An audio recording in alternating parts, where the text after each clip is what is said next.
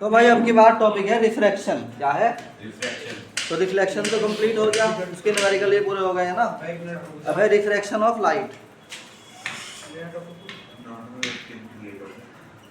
Refraction of light. Refraction of light क्या है? When light pass from one to another medium then the light deviate from its path, this is called refraction of light. तो definition भी simple है। When light ray passes from one to another medium,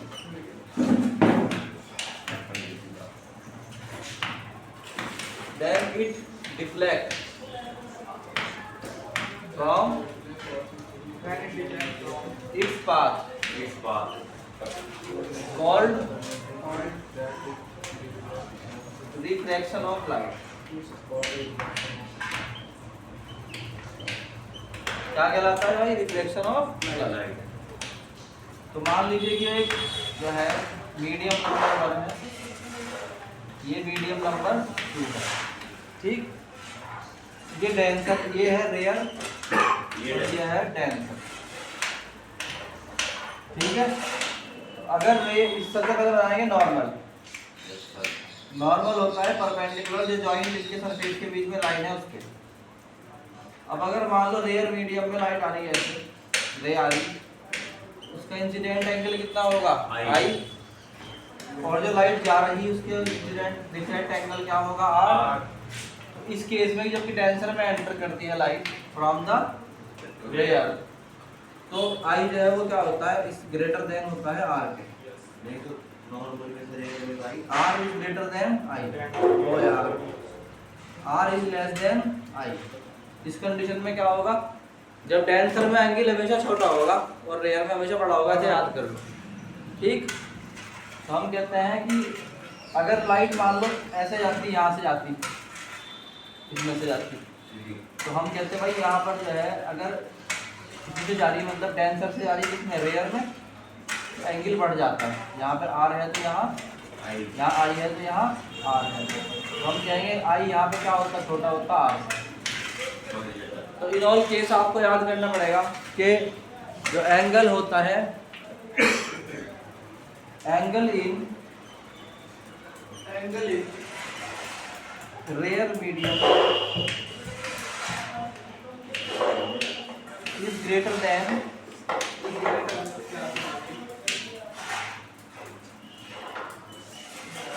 angle in इसमें in denser medium. याद हो गया नहीं वाली? तो ये था। अब लॉज ऑफ रिफ्रैक्शन क्या है? 2 है। There are 2 laws of refraction. पहला है laws of refraction.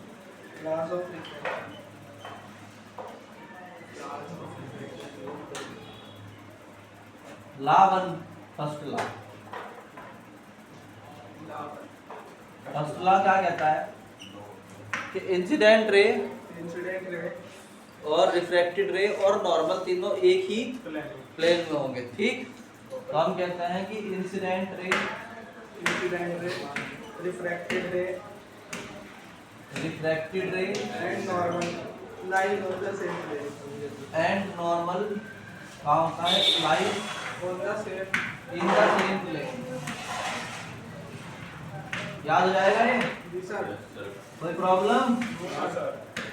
Law number 2, इसको बोलते हैं स्नेल्स लॉ। SNELL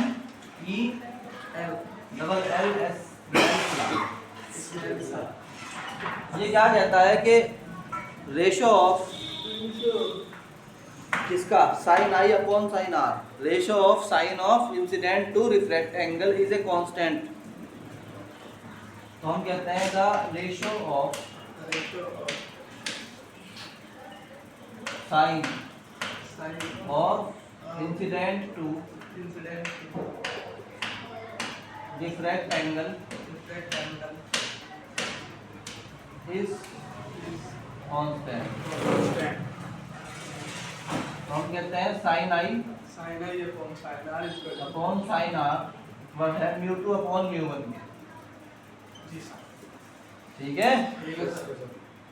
अगर यहाँ पर हम ये मान लें कि सिर्फ इस वाले केस की बात मान लोगे तो मान लो कि इसका रिफ्रैक्टिव इंडेक्स है म्यू वन और इसका रिफ्रैक्टिव इंडेक्स है म्यू टू। ठीक, तो हम कह देंगे कि where m2 mu two is the refractive index of medium 2 and mu one is the refractive index of medium 1।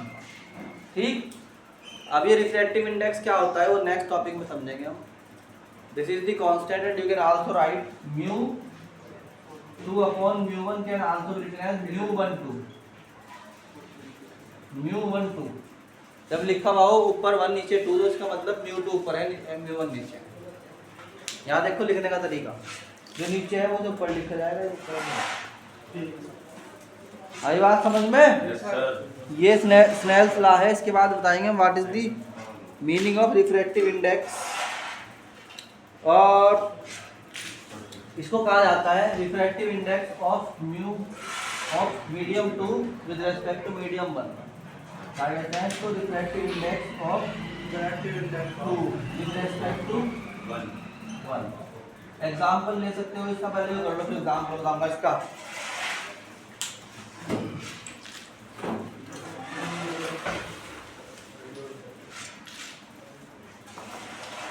अभी एग्जांपल